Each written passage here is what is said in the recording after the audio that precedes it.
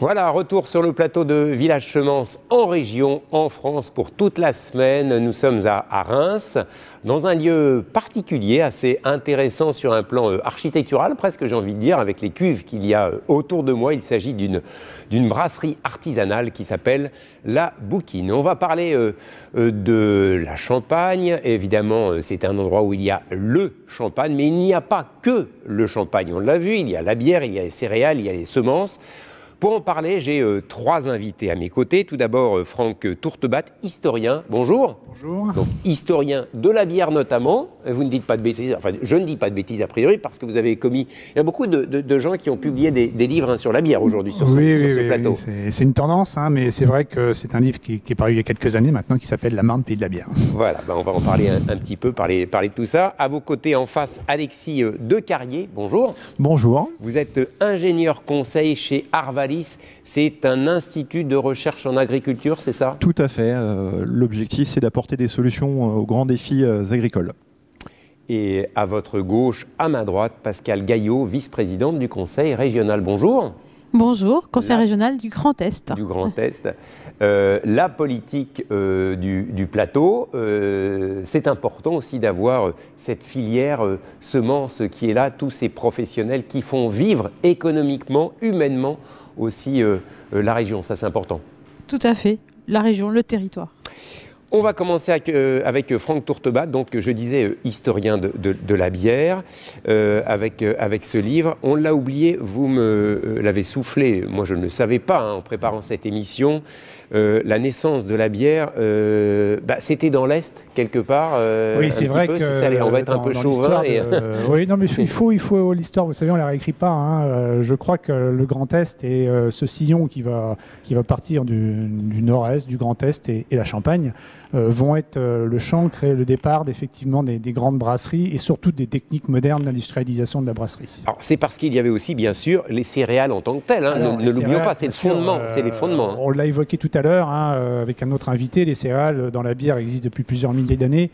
Ce qu'on oublie de dire, c'est que, ou qu'on oublie ou qu'on ne pense pas, c'est qu'on pense toujours aux céréales utilisées sur la Mésopotamie, sur l'aspect Moyen-Orient, mais les céréales étaient bien utilisées chez nous dès l'âge du fer.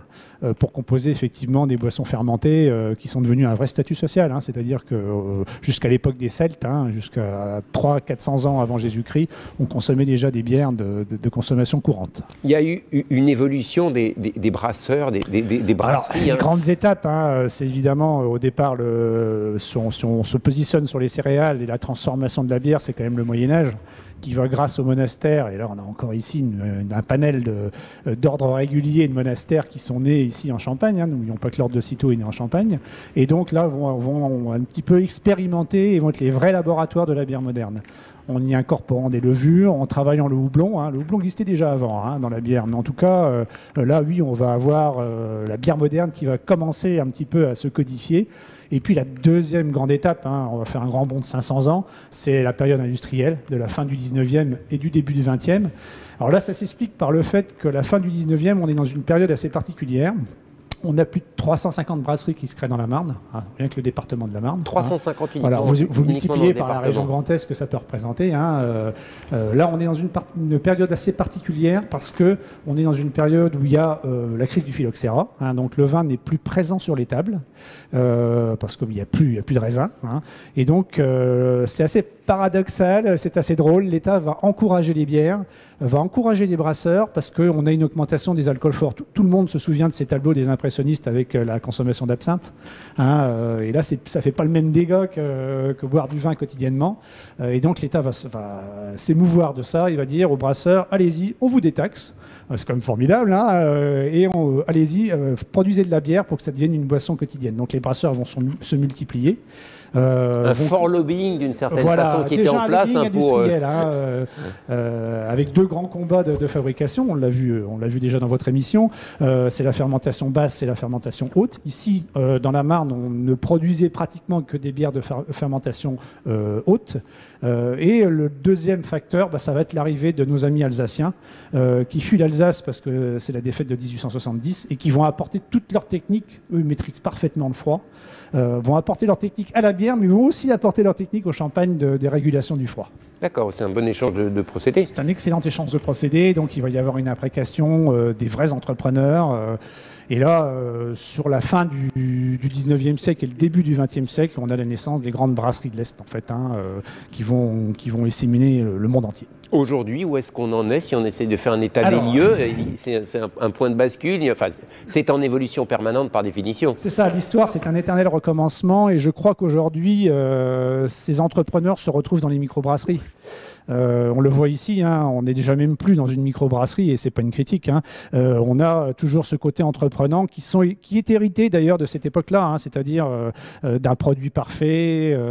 Vous savez, c'est un monde de symboles, les brasseurs, hein, aussi. Hein, et donc là, on a aujourd'hui l'exemple concret à travers ces centaines de microbrasseries qui se sont créées.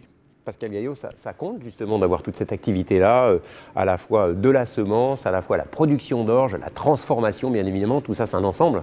Tout ça c'est un ensemble. Et puis il n'y a pas que le champagne, encore une fois, même si on respecte et on apprécie aussi, bien sûr. Bien sûr, oui, non, c'est très intéressant cet aspect historique, puisqu'on dirait que finalement Grand Est c'était une évidence il y a déjà très longtemps.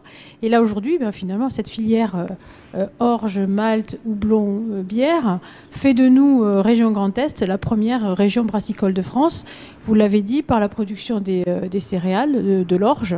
On produit en Grand Est 70% du malt de France, 40% des orges, 70% des maltes grâce à des grands malteurs qui sont devenus aujourd'hui des opérateurs de dimension mondiale. Nous sommes la première région productrice de houblon, même si c'est juste l'épice que l'on ajoute à la bière, c'est généralement ce que les gens citent en premier dans les ingrédients, c'est le houblon. Alors là, on frôle les 100% de production et surtout c'est sur les houblonniers d'Alsace. Et enfin, tout le monde sait que pour faire de la bière, il faut aussi de l'eau. Et nous sommes une grande région que l'on appelle château d'eau de l'Europe. Donc je crois qu'on a tous les ingrédients dans cette région. La bière, l'eau, c'est la fête, quoi. Et au milieu de tout ça, les semences, les céréales. Voilà, les semences, les céréales, c'est 55% de la production française. Alors on n'est pas les premiers en nombre de brasseries, parce que ce phénomène de petites brasseries artisanales a explosé partout en France. Mais aujourd'hui, on en dénombre presque 240. Il y en a 200 qui sont des microbrasseries. Et ce qui fait notre position, ce sont les grands qui ont été cités précédemment. Voilà, c'est les grands alsaciens, Cronenbourg, Heineken, Météor, Licorne, etc. qui font de nous cette région.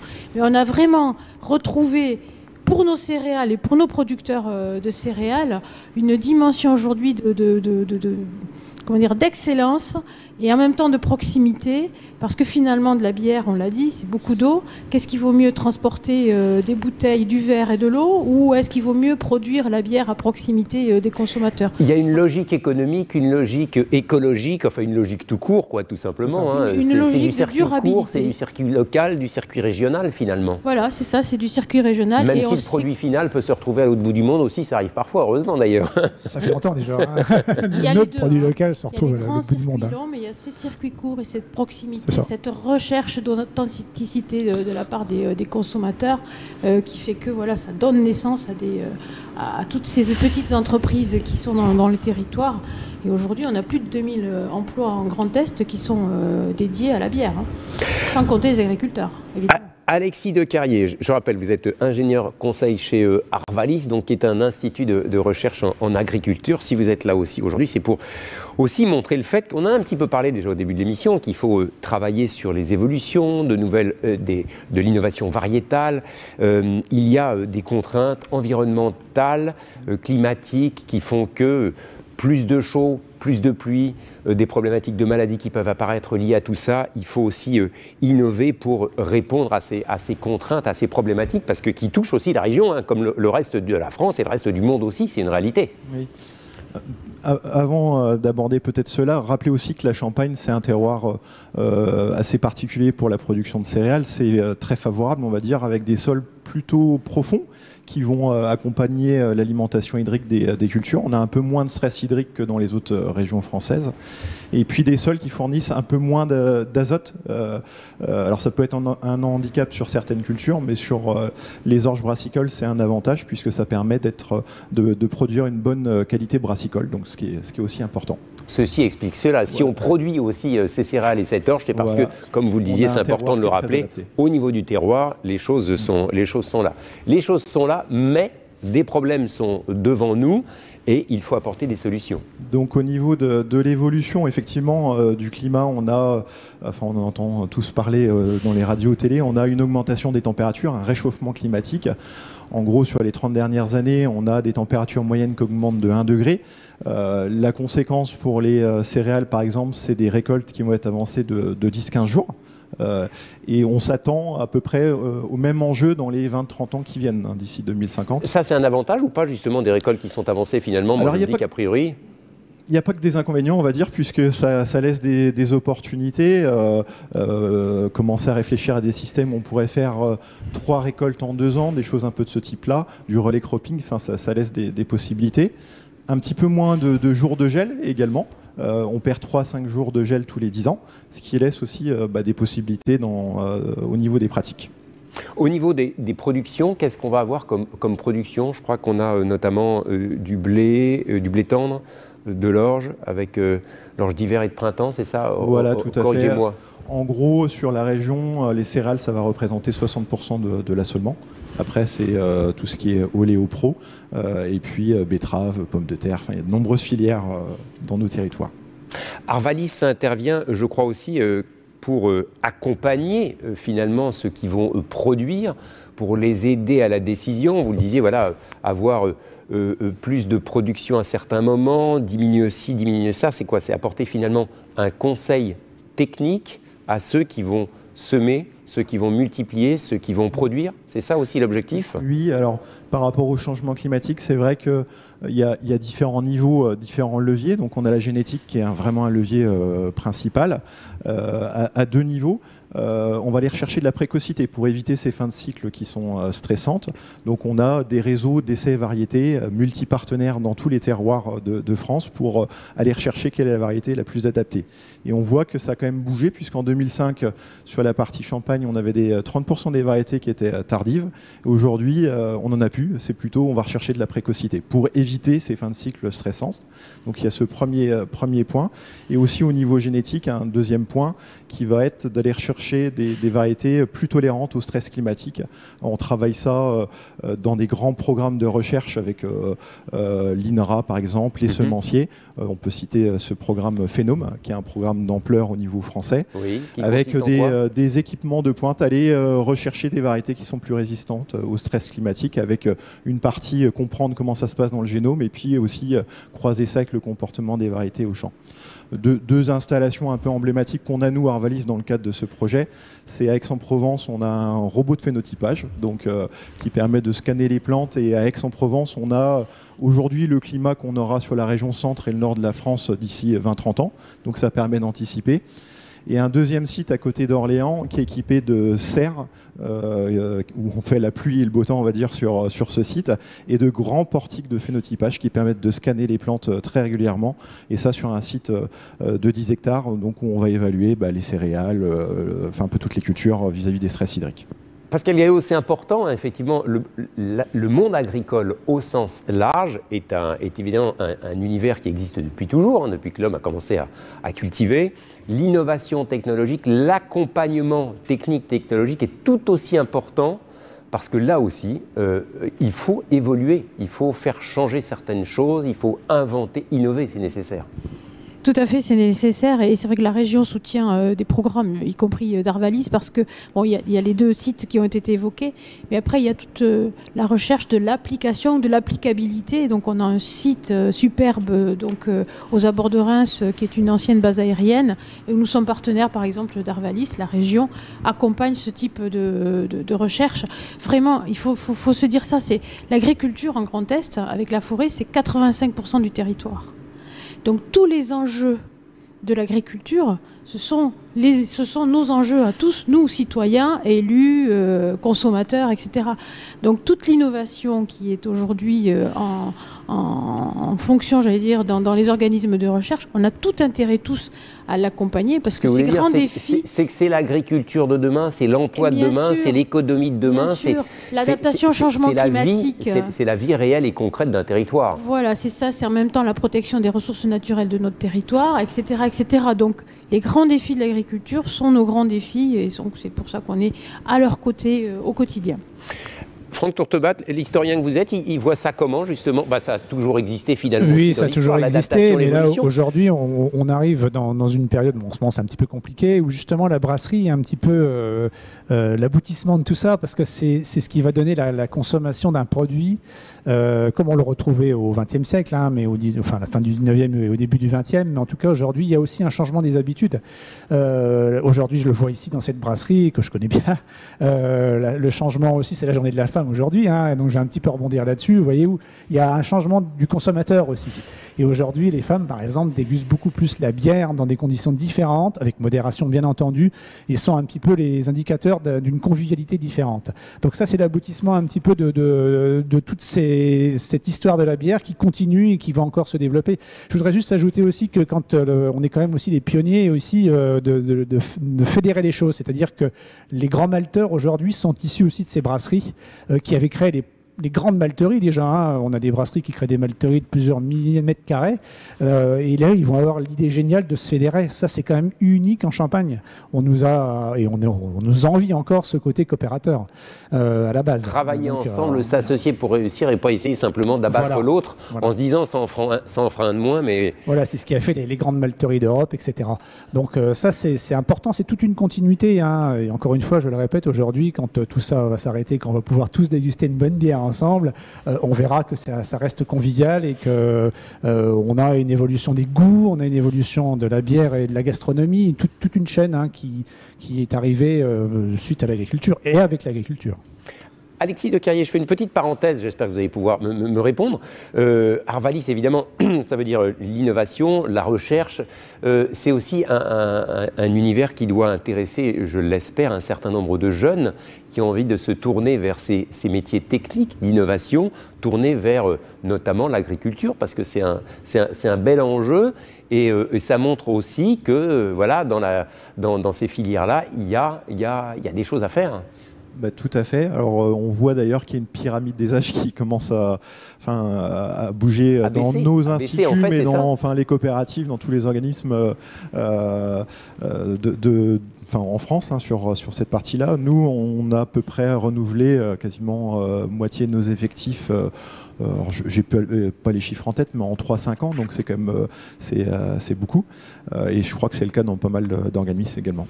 Ça fait plaisir.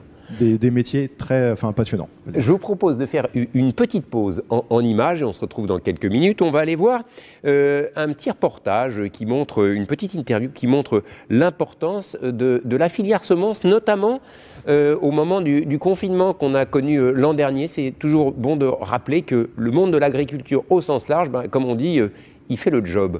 On se retrouve juste après.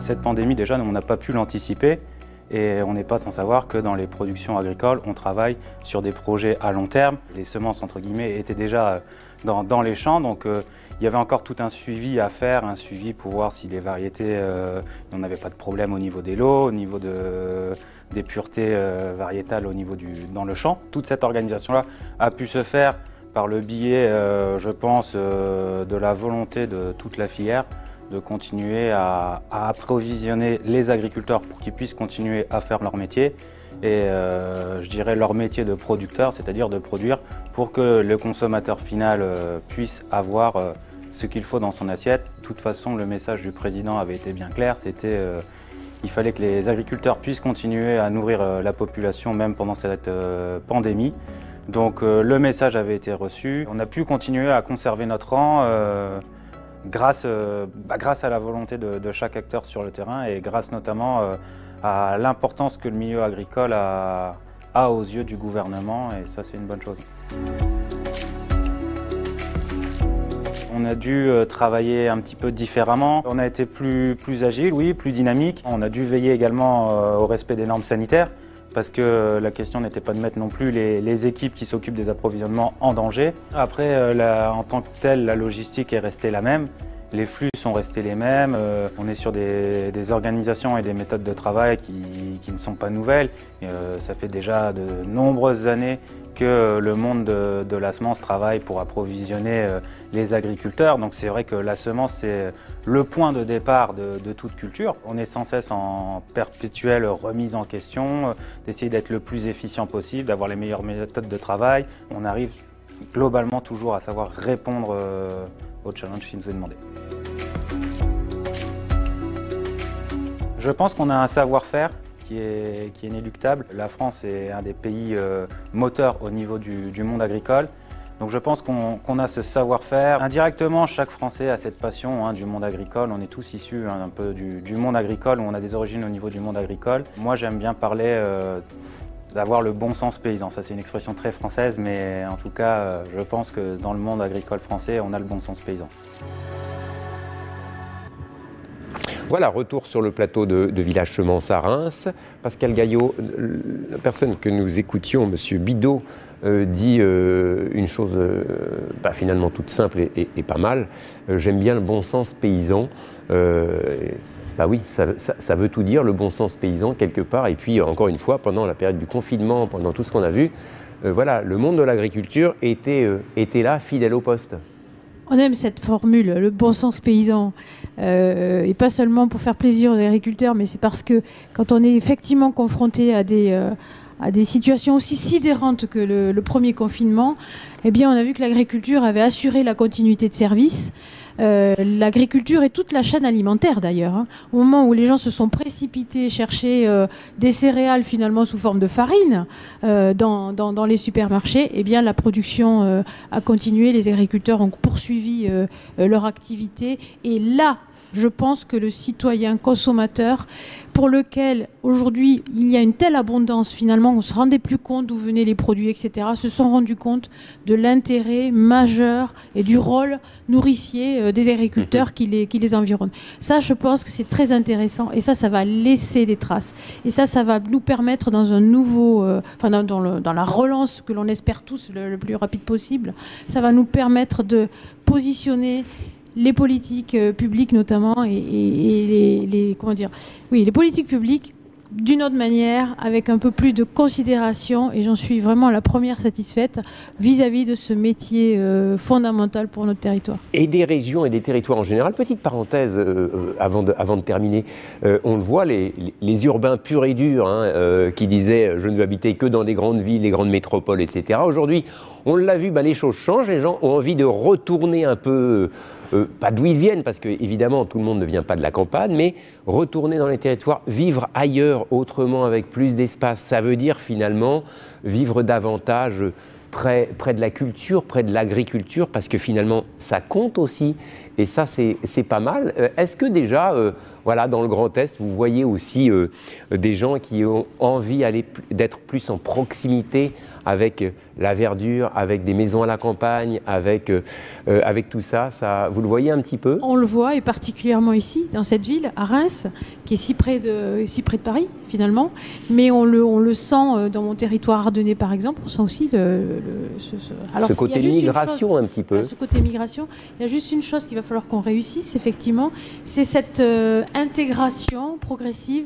Et finalement, ce qui est la bonne nouvelle aussi, c'est que ce fil qui était distendu entre les urbains et les ruraux, entre les agriculteurs et les citadins, eh bien, va pouvoir peut-être se reconstruire. Parce que quand on habite à côté, on est bien obligé de s'intéresser à ce que fait l'autre, à ce qu'attend l'urbain quand il arrive en milieu rural chez nous, et à ce que l'agriculteur fait, et pourquoi il le fait, et comment il le fait. La compréhension des deux univers, totalement. En fait, c'est ce que vous voulez dire.